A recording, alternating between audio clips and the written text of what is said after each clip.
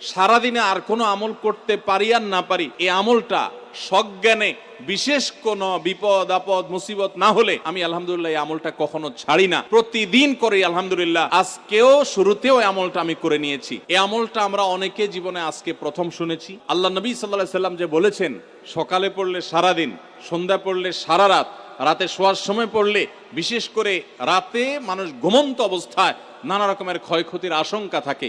এই সব ধরনের ক্ষয়ক্ষতি থেকে আল্লাহর নিরাপত্তা এসে চলে আসে। আল্লাহ তার হেফাজতে জিম্মাদারি নিয়ে নেন, দায়িত্বশীল হয়ে যান। সবকিছু থেকে যথেষ্ট, সবকিছু থেকে আল্লাহ তাআলা তাকে নিরাপদ করে দেন।